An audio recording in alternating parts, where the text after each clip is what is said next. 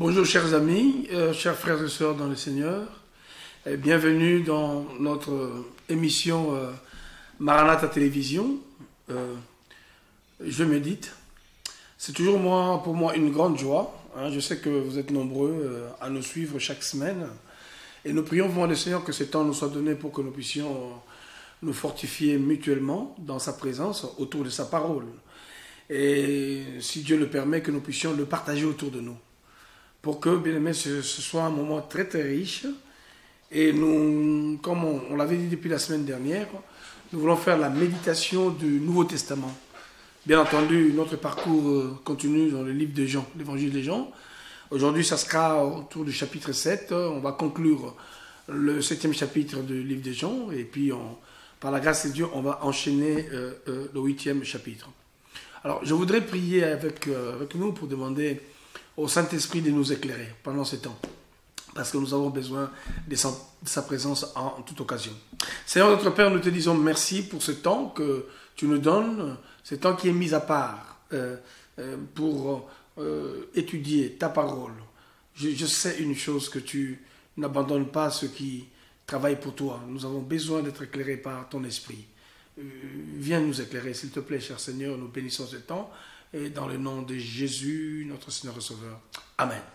Voilà, je voudrais commencer par le chapitre 7 de l'évangile de Jean que nous avons commencé, mais nous sommes dans les derniers versets. Alors, écoutez la parole de Dieu, je prends le verset 47 à 53. La Bible dit ceci: les pharisiens leur répliquèrent: est-ce que vous aussi, vous avez été séduits? Y a-t-il quelqu'un des chefs ou des pharisiens qui ait cru en lui? Mais cette foule qui ne connaît pas la loi, ce sont des maudits. Nicodème, qui était venu de nuit vers Jésus, et qui était l'un d'entre eux, leur dit: notre loi condamne-t-elle un homme avant qu'on l'entende et qu'on sache ce qu'il a fait? Ils lui répondirent: es-tu aussi galiléen? Examine et tu verras que de la Galilée, il ne sort point de prophète. Et chacun s'en retourna dans sa maison. J'aime beaucoup ce texte de la parole de Dieu, où nous comprenons que l'intervention de Jésus a suscité beaucoup de polémiques. Et il y a des moments où nous voulons nous expliquer, nous justifier. Mais je remarque que dans ces entrevues, Jésus lui-même n'a pas parlé. Je voudrais vraiment inviter, nous qui sommes enfants de Dieu, par moment, de laisser le Seigneur parler à notre place. Comprenez, Jésus a fait son travail, et ce travail-là a interpellé pas mal de personnes. Les uns croyant en lui, et les autres sont en train de réfuter son message. Mais j'aime une chose en fait. Et nous devons tout faire pour que notre travail que nous faisons puisse impacter la vie de quelqu'un. Voyez-vous, si notre prestation, si notre évangélisation, si notre témoignage, si notre travail que nous faisons, bien aimé, arrive à toucher la vie d'une personne, non, nous comprenons que Nicodème également était de leur groupe, mais cette personne arrive justement pour dire le contraire de ce que lui il a vécu. Donc le témoignage de Nicodème était suffisant pour faire comprendre à ces gens-là: non, moi j'ai expérimenté quelque chose. Mais vous n'avez rien expérimenté. Et nous comprenons que Jésus ne parlait pas dans tout ça. C'est ça qui m'intéresse. Et que les gens croient en nous, qui ne croient pas en nous, que les gens doutent de nous, qui doutent de notre message. Par moments, bien aimé, il n'est pas important de parler, de vouloir argumenter. Nous laissons seulement notre travail parler. Laissons les autres, bien aimés, découvrir notre travail, qui nous sommes dans la réalité. S'ils ne croient pas en nous aujourd'hui, mais il y a une seule personne qui aurait été peut-être touché par notre message, et c'est le témoignage vécu par cette personne qui parlera de nous. J'ai beaucoup aimé Nicodème est sorti, Nicodème a parlé. Et ce que j'aime en fait, Nicodème le rappelle à ces personnes. Mais j'aime une chose pour terminer cette partie, cette première partie. Écoutez, est-ce que de la Galilée? Est-ce que de cette famille-là? Est-ce que de ce garçon-là, de celui-là? Mais écoutez, les gens nous minimisent simplement parce que les gens connaissent peut-être d'où nous venons, nos insuffisances, nos manquements, Mais effectivement, Michée, chapitre 5, au verset 1, nous dit, est-ce que de Bethléem, Ephrata, peut-il sortir quelque chose de bon? Moi, je voudrais encourager quelqu'un. Ne négligez pas le faible commencement. De Galilée, de Bethléem, la plus petite des villes, est sorti le Sauveur. Je suis en train de croire que tant que Dieu n'a pas dit son dernier mot dans notre famille, dans ma vie, quelque chose de bon peut y sortir. J'encourage quelqu'un de ne pas s'arrêter au jugement des gens, aux suppositions, à tout ce que les gens peuvent raconter autour de nous. Gardons nos yeux fixés sur la prophétie qui a été donnée. Ils ont douté. Ce n'est pas parce que les gens se posent des questions que forcément rien de bon ne sortira. Nous avons vu dans ces textes, effectivement, de la Galilée, de Bethléem, est sorti quelque chose de puissant, de Jésus de Nazareth. Alors, la deuxième partie, c'est Jean chapitre 8, du premier verset au 29e. Je lis la parole de Dieu. Jésus se rendit à la montagne des Oliviers. Mais dès le matin, il alla de nouveau dans le temple, et tout le peuple vint à lui. S'étant assis, il les enseignait. Alors, les scribes et les pharisiens amenèrent une femme surprise en adultère. Et la plaçant au milieu du peuple, ils dirent à Jésus, « Maître, cette femme a été surprise en flagrant délit d'adultère. Moïse, dans la loi, nous a ordonné de lapider de telles femmes. Toi donc, que dis-tu » Il disait cela pour le prouver, afin de pouvoir l'accuser. Mais Jésus s'étant baissé, écrivait avec le doigt sur la terre. Comme il continuait à l'interroger, il se releva et leur dit, « Que celui de vous qui est sans péché jette la pierre contre elle, le premier. » Et s'étant de nouveau baissé, il écrivait sur la terre. Quand ils entendirent cela, accusés par leur conscience, ils se retirèrent un à un, depuis le plus âgé jusqu'au dernier. Et Jésus resta seul avec la femme qui était là au milieu. Verset 10. Alors s'étant relevé et ne voyant plus que la femme, Jésus lui dit, « Femme, où sont ceux qui t'accusaient? Personne ne t'a-t-il condamné ?» Elle répondit, « Non, Seigneur. » Et Jésus lui dit, « Je ne te condamne pas non plus. Va et ne pêche plus. » Jésus leur parla de nouveau et dit, « Je suis la lumière du monde. Celui qui me suit ne marchera pas dans les ténèbres, mais il aura la lumière de la vie. » Là-dessus, les pharisiens lui dirent, « Tu rends témoignage de toi-même. Ton témoignage n'est pas vrai. » Jésus leur répondit, « Quoique je rende témoignage de moi-même, mon témoignage est vrai. Car je sais d'où je suis venu et où je vais. Mais vous, vous ne savez d'où je viens ni où je vais. Vous jugez selon la chair, moi je ne juge personne. Et si je juge, mon jugement est vrai, car je ne suis pas seul. Mais le Père qui m'a envoyé est avec moi. Il est écrit dans votre loi que le témoignage de deux hommes est vrai. Je rends témoignage de moi-même, et le Père qui m'a envoyé rend témoignage de moi. » Ils lui dirent donc, « Où est ton Père ?» Jésus répondit, « Vous ne connaissez ni moi, ni mon Père. Si vous me connaissiez, vous connaîtriez aussi mon Père. » Jésus dit ces paroles enseignant dans le temple, au lieu où était le trésor, et personne ne le saisit parce que son heure n'était pas encore venue. Le verset 21, Jésus dit encore, « Je m'en vais, et vous me chercherez, et vous mourrez dans votre péché. Vous ne pouvez venir où je vais. » Sur quoi les Juifs dirent, « Se tuera-t-il lui-même, puisqu'il dit, vous ne pouvez venir où je vais. » Et il leur dit, « Vous êtes d'en bas, moi je suis d'en haut. Vous êtes de ce monde, moi je ne suis pas de ce monde. » Verset 24, c'est pourquoi je vous dis que vous mourrez dans vos péchés, car si vous ne croyez pas ce que je suis, vous mourrez dans vos péchés. Le verset 25, « Qui es-tu » lui dit. Jésus leur répondit, « Ce que je vous dis dès le commencement, j'ai beaucoup de choses à dire de vous et à juger en vous, mais celui qui m'a envoyé est vrai et que j'ai entendu de lui. Je le dis au monde. Il ne comprit point qui leur parlait du Père. Le verset 28, Jésus leur dit donc, quand vous aurez élevé le Fils de l'homme, alors vous connaîtrez qui je suis. Et que je ne fais point de moi-même, mais que je parle selon ce que le Père m'enseigne. Le dernier verset, celui qui m'a envoyé est avec moi et il ne m'a pas laissé seul parce que je fais toujours ce qui lui est agréable.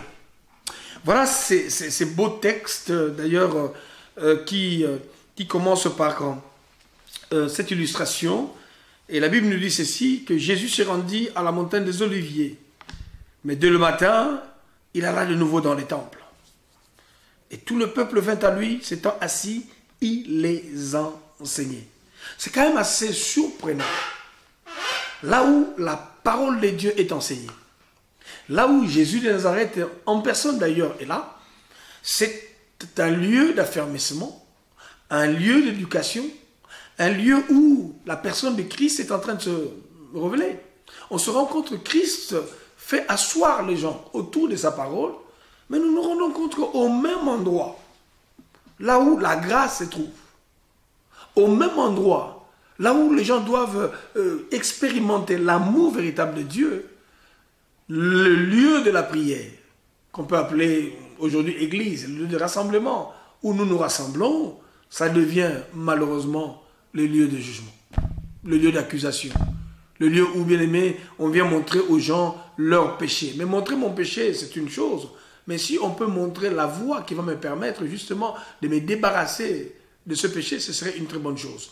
Voilà, ces personnes qui avaient l'habitude de venir dans ces endroits-là, ces gens-là arrivent pour amener une personne pour l'accuser. Leur but, c'était quoi? De faire appliquer la loi dans la vie de cette femme. Voilà pourquoi ils voulaient piéger Jésus. Je rappelle toujours une chose, la loi est faite pour l'homme, mais l'homme n'est pas fait pour la loi. La valeur de l'homme, c'est au-dessus de la loi. On ne peut pas appliquer une loi, bien aimé, qui aille au-delà de la valeur de l'homme. Même quel que soit le péché que l'homme ait commis, quel que soit ce que l'homme a fait, on ne peut pas confiner. La loi est pédagogue, comme Galate le dit, en fait. Et nous comprenons par là, en fait, que ces gens-là ont ramené cette femme pour l'accuser devant, en fait, celui qui est venu pour la sauver. Donc nous devons comprendre une chose, que le Seigneur nous a donné. Voilà pourquoi Jésus n'a pas parlé pendant tout ce temps. Et je voudrais encourager quelqu'un. Que les gens parlent. Par moment, il faut laisser simplement le Seigneur nous venger. Par moment, nos paroles ne peuvent pas être capables de convaincre une personne. Voilà, cette femme-là était là. J'ai constaté une chose, que la femme ne parlait pas. La femme est accusée, elle ne parle pas. Et Jésus, pendant un temps non plus, Jésus n'a pas parlé. Et la Bible nous montre que pendant ce temps, Jésus était en train d'écrire. Écoutez-moi très bien. Quand les gens se donnent la peine d'écrire l'histoire de notre vie, quand les gens se donnent la peine de commenter même notre vie, quand les gens se donnent la peine de monter des pages Facebook sur notre vie, écoutez, pendant ce silence-là où on croit que Dieu nous a abandonnés, où on croit que nous sommes laissés à notre propre compte, le Seigneur était en train d'écrire notre histoire par terre. Donc Jésus écrit les véritables pages de notre histoire qui finiront par se révéler. Et nous comprenons que pendant ce temps, la Bible dit ceci, quand les gens nous accusent, effectivement, ils font tout pour convaincre leur conscience. Parce que la Bible dira par après, accusés par leur conscience. Les gens qui nous font du mal, ils savent qu'ils nous font du mal. Les gens bien-aimés qui veulent salir notre histoire, ils sont conscients de ce qu'ils sont en train de faire par rapport à notre vie. Mais la Bible dit ceci, vous allez voir bien-aimés dans toute l'histoire, tout s'est passé dans une discussion. Après, non seulement ils ont contesté la vie de cette femme, leur problème, j'ai compris en fait la clé c'était quoi? Parce qu'ils ne connaissaient pas le Seigneur. Les gens qui ne connaissent pas Jésus, les gens qui ne connaissent pas celui qui nous a créés, leur problème c'est qu'ils n'avaient pas la révélation du Fils de l'homme. L'incrédulité, le refus de reconnaître Dieu dans leur vie, ça fait que bien aimé, ils contestent tout ce qui peut relever de l'amour de Dieu. Nous comprenons que le problème ce n'était pas cette femme-là, le problème c'était le manque de révélation de la personne de Jésus. Nous devons tout faire dans notre vie. Nous devons nous évertuer à avoir la connaissance de la personne de Jésus. Toute ta vie, tu dois te battre. De manière à ce que aller à l'église, c'est une chose. Chanter, c'est très bien. Faire des activités spirituelles, c'est une bonne chose. Mais on ne peut pas servir un Dieu qu'on ne connaît pas. On ne peut pas parler d'un Dieu dont on n'a aucune expérience. Donc la première des choses, j'ai compris dans tous ces textes-là pour nous ramener, c'est de comprendre. Christ dit, mais déjà vous ne me connaissez pas, vous ne pouvez pas connaître mon Père. Alors comment nous, on peut parler d'un Dieu qu'on ne connaît pas? Je voudrais encourager un enfant de Dieu. On ne peut pas prier un Dieu qu'on ne connaît pas. On ne peut pas prêcher un Dieu qu'on ne connaît pas. On ne peut pas chanter un Dieu qu'on ne connaît pas. On ne peut pas prétendre servir un Dieu qu'on ne connaît pas. Puisse Dieu se révéler à chacun de la Bible dit, invoque-moi, je te répondrai. Donc si nous, la première chose à demander à notre Père, à notre Dieu, que nous puissions le connaître. Qu'il puisse se révéler dans notre vie. Voilà pourquoi la Bible dit, invoque-moi, moi je te répondrai. Cherchez l'Éternel pendant qu'il se trouve. La première des choses, c'est pas chercher ce que Dieu a, c'est pas chercher à avoir ce qu'il a, mais la première des choses dans notre vie devait être connaître la personne de Christ. Quand on connaît sa personne, quand on a la révélation de la personne de Christ, tout le reste devient facile. Voilà pourquoi le dernier verset nous a montré dans ce texte que, en fait, celui qui m'a envoyé est avec moi et il ne m'a pas laissé seul parce que je fais toujours ce qui lui est agréable. Est-ce que nous faisons ce qui est agréable à Dieu ou nous faisons ce qui est agréable à nous-mêmes? Voilà, le temps est arrivé, bien aimé. Connaître Dieu, c'est connaître également sa pensée par rapport à notre vie, sa pensée par rapport aux autres. Donc les textes là, j'aime bien, ça commence par un jugement. Ça commence par une femme qu'on vient condamner à l'église. Je vous en supplie. Le fait qu'une personne vienne déjà à l'église, c'est une grâce. Hein? Qu'il soit pécheur, qu'il soit maudit, tout ce que vous voulez, qu'il ne s'habille pas comme vous, qu'il ne parle pas comme vous, mais le fait déjà qu'il soit déjà dans l'église, c'est déjà une grâce. Ok? Alors, donnez-le le temps. Donnez à la personne le temps de s'accommoder, de comprendre d'abord quelles sont les réalités de la parole de Dieu. Et certainement, ce qui est mieux, c'est de parler de l'amour de Dieu. Si ces personnes-là avaient parlé de l'amour de Dieu à cette femme-là, l'histoire ne serait pas celle qui est décrite dans la parole de Dieu. Que le Seigneur bénisse quelqu'un. Hein, notre méditation d'aujourd'hui, c'est s'évertuer à connaître Dieu. Ma prière, toi et moi, je voudrais aussi dire, Seigneur, révèle-toi davantage dans ma vie. Je veux te connaître pour mieux te servir. Bien connaître le Seigneur pour mieux le servir. Et quand on le connaît, certainement, on ne pourra pas présenter un autre Christ. Je suis toujours très étonné que l'on dise qu'on connaisse Dieu, mais qu'on le présente mal. Si on connaît le vrai Dieu, on présentera le vrai Dieu. Si on a rencontré le Dieu d'amour, on ne pourra présenter que l'amour aux autres. Soyez bénis, que cette semaine soit une semaine où nous allons expérimenter Dieu. Je prie que Dieu se révèle à quelqu'un. Je prie que le Dieu de loin devienne le Dieu de près. Dans le nom de Jésus, je finis là tout en priant et tout en vous demandant, bien-aimés, de vous inscrire sur notre chaîne YouTube, Maranatha Télévision, à l'émission Je médite. Soyez bénis, que le Seigneur vous fortifie, qu'il vous fasse grâce et on s'enrichit mutuellement. Quand nous partageons ceci, ce n'est pas fermé, la méditation. Vous aussi, vous pouvez m'apporter votre richesse dans la méditation. Donc c'est un temps de partage, de communion, humblement devant la face du Seigneur. Et pour le reste, on se retrouve le lundi pour la poursuite de notre méditation, la conclusion justement de l'Ancien Testament, dans les livres de 2 Rois, chapitre 7. Soyez bénis. Merci.